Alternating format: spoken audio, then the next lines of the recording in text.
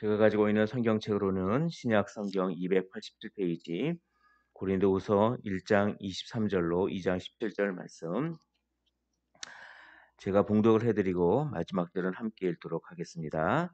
내가 내 목숨을 걸고 하나님을 불러 증언하시게 하노니 내가 다시 고린도에 가지 아니한 것은 너희를 아끼려 함이라. 우리가 너희 믿음을 주관하려는 것이 아니요 오직 너희 기쁨을 돕는 자가 되려 함이니 이는 너희가 믿음에 섰음이라.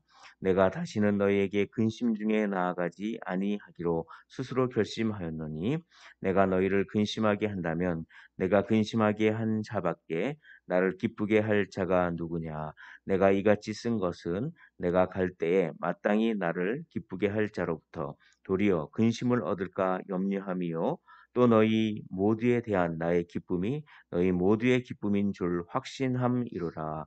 내가 마음에 큰 눌림과 걱정이 있어 많은 눈물로 너희에게 썼노니 이는 너희로 근심하게 하려 한 것이 아니요 오직 내가 너희를 향하여 넘치는 사랑이 있음을 너희로 알게 하려 함이라.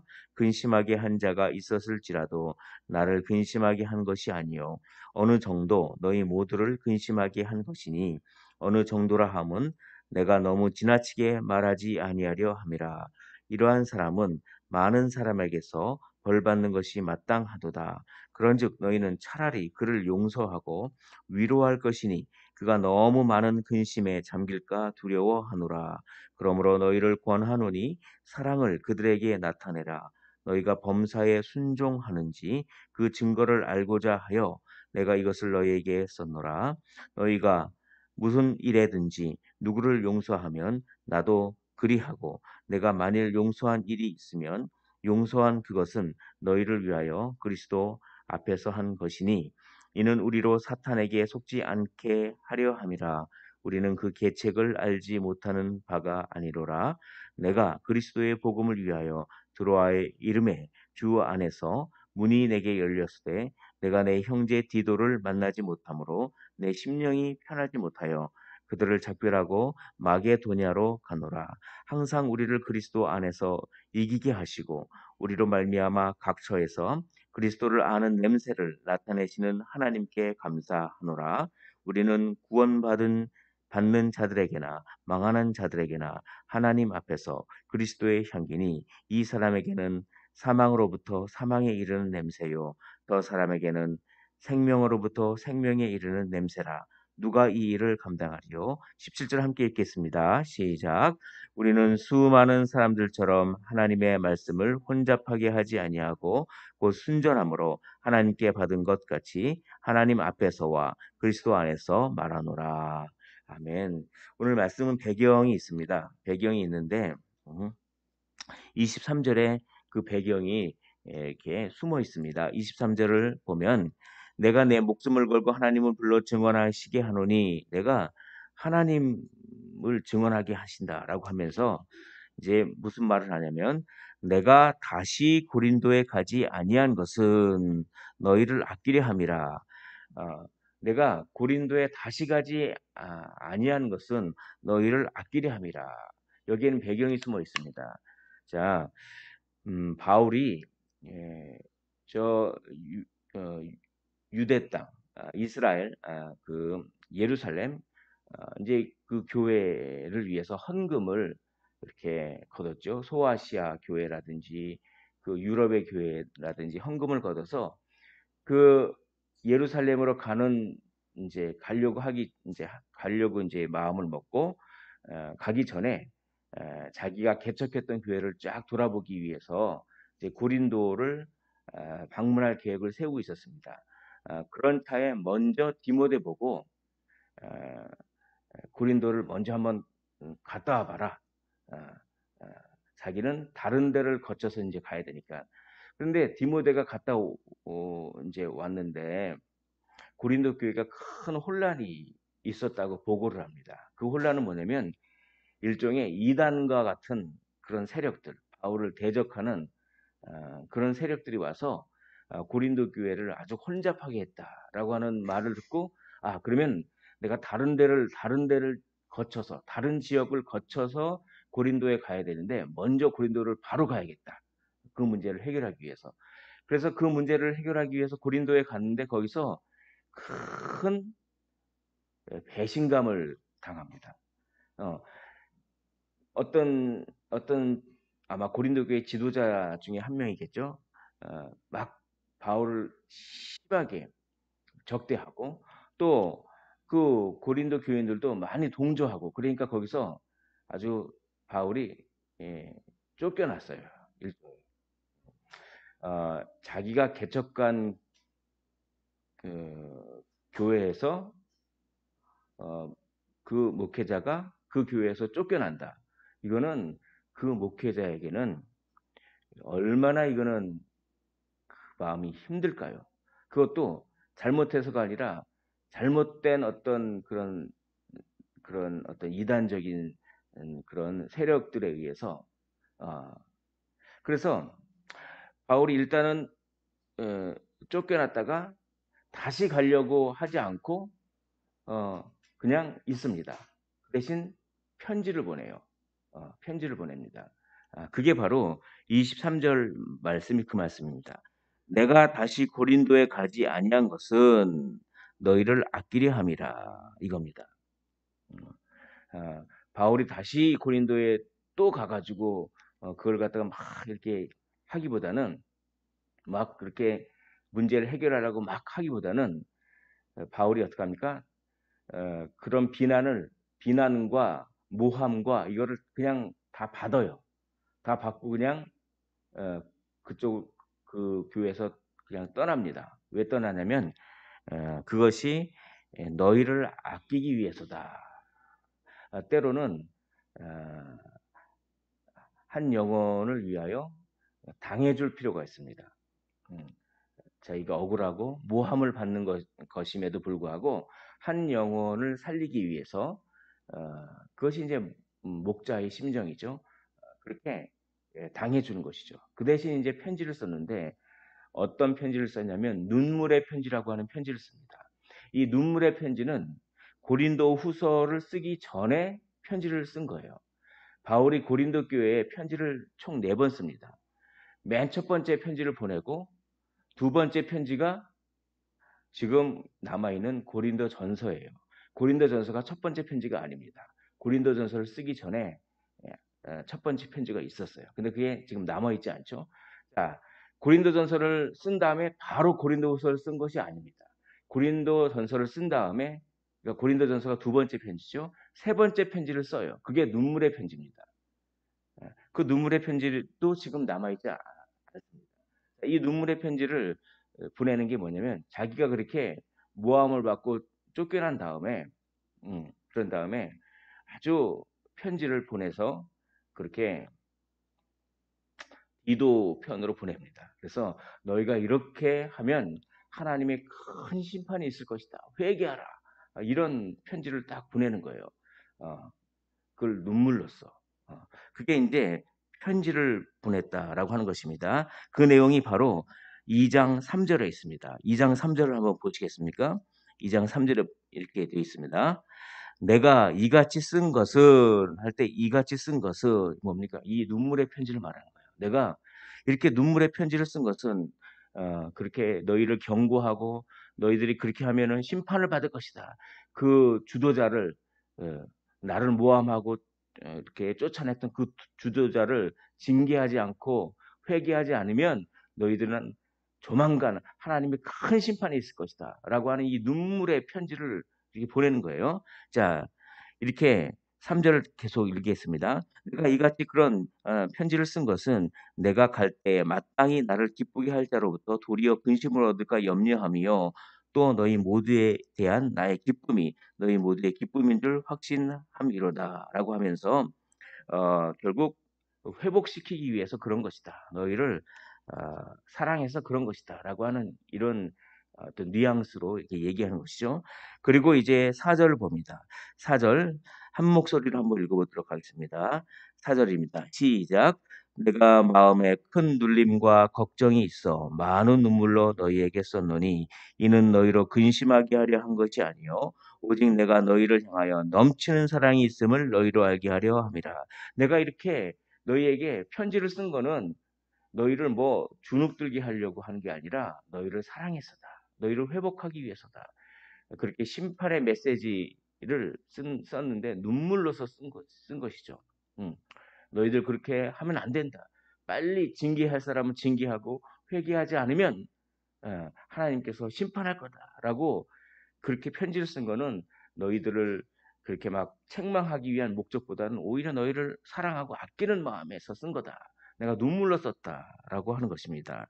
자, 여기서 또 4절에 보면 내가 마음에 무엇이 있다고 합니까?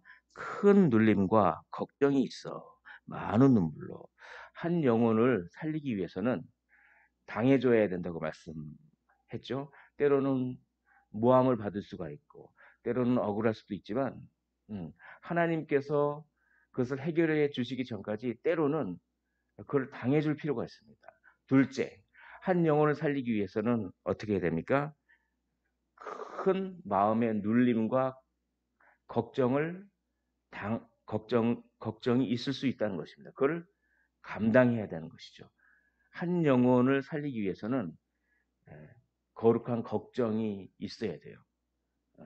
한 영혼을 살리기 위해서 아무런 걱정이 없다. 그것은 참된 것이 아닙니다. 한 영혼을 살리기 위해서는 얼마나 걱정이 많겠습니까? 마음에 눌림이 많겠습니까? 성경은 그것을 인정하는 것이죠. 자, 이게 바울이 데살로니가 그 전서에서는 항상 기뻐하라고 했는데 왜 여기서는 마음에 큰 걱정이 있다. 이게 항상 기뻐하라고 하는 것이 어떤 구원에 대한 어떤 기쁨을 말하는 거예요. 항상 기뻐하라는 것이 그런 것이지 한 영혼에 대한 거룩한 눌림과 걱정은 필요한 것입니다. 그것이 이게 내가 잘 먹고 잘 살기 위한 걱정 그게 아니라 한 영혼을 위한 걱정을 인정하고 있어요. 그러나 그 가운데서도 항상 기뻐할 수가 있는 것이죠. 왜냐하면 구원에 대한 기쁨인 것입니다. 그걸 얘기하는 것입니다. 자, 한 영혼을 살리기 위해서 그렇게 바울은 어떻게 합니까? 당할 것은 당하고 또 걱정할 것은 걱정하고 기도하고 또 한 영혼을 위해서 바울이 어떻게 합니까? 셋째, 용서하는 것입니다. 용서. 자,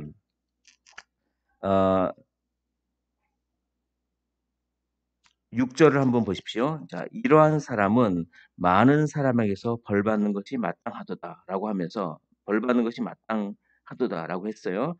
7절 보십시오. 그런즉 너희는 차라리 그를 용서하고 위로할 것이니 그가 너무 많은 근심에 잠길까 두려워하노라. 자, 이제 이 디도로부터 소식을 들었어요. 그 편지를 읽고 그 눈물의 편지를 읽고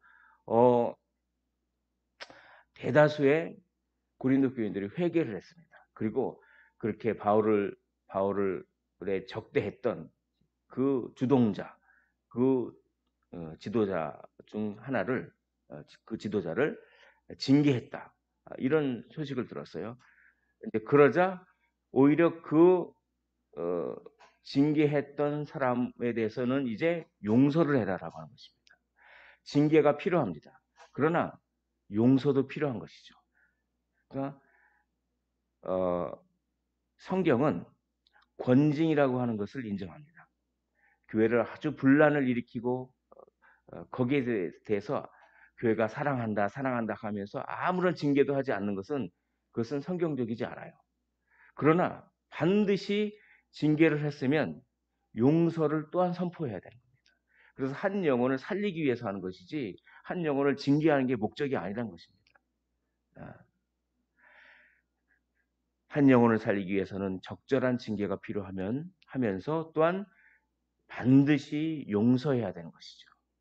한 영혼을 살리기 위해서 용서가 필요합니다. 자, 그 용서가 필요한 이유를 오늘 11절에서 이야기합니다. 우리 11절도 한번 한 목소리로 읽어보도록 하겠습니다. 11절입니다. 시작. 이는 우리로 사탄에게 속지 않게 하려 함이라. 우리는 그 계책을 알지 못하는 바가 아니로다. 사랑하는 성도 여러분, 오늘 본문을 통하여 바울은 얘기합니다. 무엇입니까? 용서를 통하여 사탄의 계략을 무력화시킨다. 이런 뜻입니다. 왜냐하면 사탄은 교회를 분열하기 하는 걸 너무 원해요. 교회가 서로 갈등이 있고 그리고 교회 안에서 서로 그렇게 사랑이 없고 하나 되지 않고 이거를 가장 좋아하는 것은 사탄입니다. 이것을 가장 슬퍼하시는 분은 하나님이시죠. 그래서 용서를 해야 하나 될 수가 있고 분열하려고 하는 사탄의 계략을 무력화시킬 수가 있는 것입니다. 우리가 용서하지 않으면 결코 하나 될 수 없다. 용서를 통하여 사탄을 이길 수 있다라고 하는 원리를 여기서 우리가 알게 되는 것입니다. 용서를 통하여 사탄은 힘을 쓰지 못합니다. 용서를 통하여. 자, 이것이 한 영혼을 살리는, 교회를 살리는 그 원리인 것입니다. 그렇게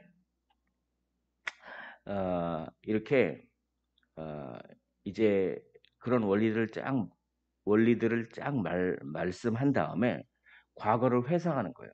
자기가 얼마나 걱정이 많았을 때. 이제 디도 편에 눈물의 편지를 보냈습니다. 근데 디도가 예상했던 것보다 더 늦게 오는 거예요. 무슨 일이 있을까? 교회가 회개를 혹시 안 했을까? 막 걱정이 막 되는 거예요. 그 과거를 회상하는 것입니다. 그 과거를. 그게 바로 12절과 13절입니다. 제가 한번 읽어보겠습니다. 내가 그리스도의 복음을 위하여 드로아의 이름에 주 안에서 문이 내게 열렸을 때. 이게 뭐냐면 드로아에서 복음을 전했는데 복음이 잘 전해지는 거예요. 그럼 기쁠까요? 슬플까요? 기쁜 것이죠. 기쁜데도 불구하고 그 기쁨을 온전히 누리지 못하는 것입니다. 한켠에 왜 디도가 이렇게 안 오지?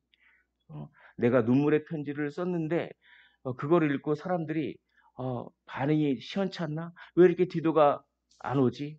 왜 예상보다 이렇게 늦게 오지? 하면서 드로아에서 복음의 문이 열렸음에도 불구하고 그 기쁨을 온전히 누리지 못하는 이 목자의 심정이죠. 성도 한 분 한 분 이렇게 너무나 그렇게 걱정이 돼서. 자, 그러면서 13절에 내가 내 형제 디도를 만나지 못하므로 내 심령이 편하지 못하여 복음을 그렇게 복음의 문이 열렸음에도 불구하고 내 형제 디도를 만나지 못하므로 내 심령이 편하지를 못합니다. 그들을 작별하고 마게도냐로 가노라. 디도를 더 빨리 만나기 위하여 마게도냐로 갔습니다. 디도가 오고 있는 그 경로죠. 그래서 그쪽으로 간 거예요. 드로아에서 복음이 막 열리고 있었는데도 거기를 떠나서 네. 그렇게 한 영혼에 대한 걱정, 그 과거를 이렇게 회상합니다. 자, 그런데 여기서 바울은 큰 걸 깨달은 거예요. 내가 그때 그렇게 디도를 만나지 못해서 그 마음의 큰 눌림과 걱정 때문에 그렇게 있었고 그런 정신적인 고난과 고통을 당했는데 그때 큰 깨달음이 있었습니다. 이것이 결국은 그리스도를 알게 하기 위한 하나님의 은혜였구나. 이걸 깨달은 겁니다. 그를 14절에 고백합니다. 14절을 제가 읽어보도록 하겠습니다. 항상 우리를 그리스도 안에서 이기게 하시고 우리로 말미암아 각처에서 그리스도를 아는 냄새를 나타내시는 하나님께 감사하노라 라고 하면서 이 과거를 회상하면서 맞아. 그때 내가 이렇게 한 영혼 때문에 거룩한 걱정을 하고 마음에 눌림이 있어서 복음이 막 전파되는데도 마음이 편하지 못하고 그거는 결국 그리스도가 누구신지를 더 잘 이해하게 하기 위해서 주신 하나님의 은혜구나라고 감사하면서 그리스도를 아는 냄새를 하나님께서 나타나셨다. 이렇게 냄새가 이렇게 냄새가 탁 나면은 그렇죠? 뭔가 그 그리스도를 아는 냄새가 딱 나면 그걸 맡으면서 야, 예수님도 십자가에서 이런 심정이셨겠구나. 이걸 느낀 거죠. 예수님을 아는 지식이라고 하는 것이 그런 것이 포함되죠.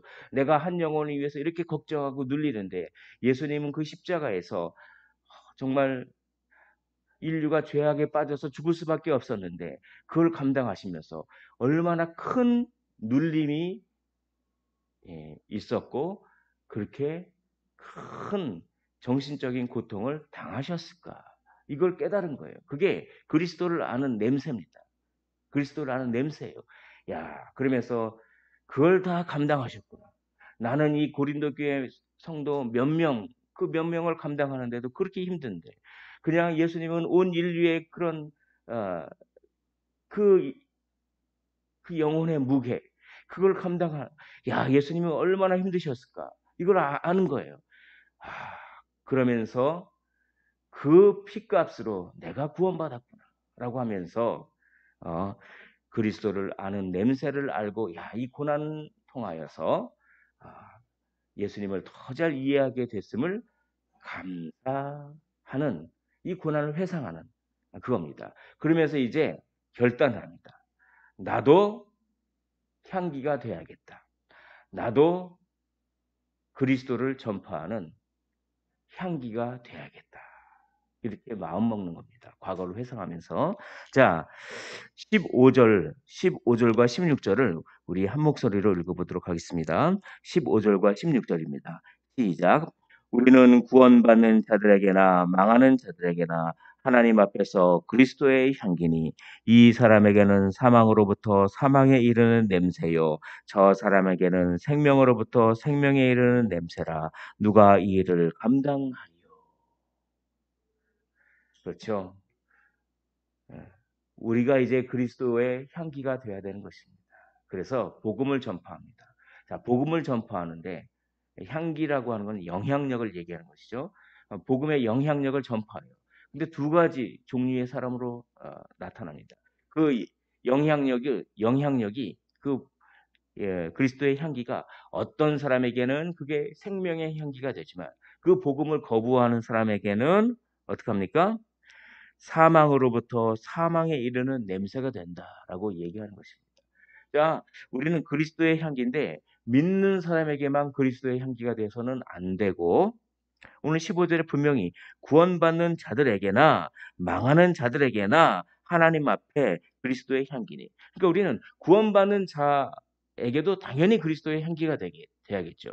교회 안에서 예수를 믿는 사람들에게도 예수님의 은혜를 나누면서 간증하면서 내가 은혜 받은 은혜를 나누면서 그리스도의 향기가 돼야겠지만 망하는 자들에게도 그리스도의 향기가 돼야 되는 것입니다. 망하는 자들에게도 거기서 가가지고 내가 받은 은혜와 복음이 참 좋습니다. 이걸 전해야 되는 것이죠. 그들이 그거를 받으면 생명의 냄새가 되는 거고 그걸 받지 않으면 사망으로부터 사망에 이르는 냄새가 된다. 그러나 우리는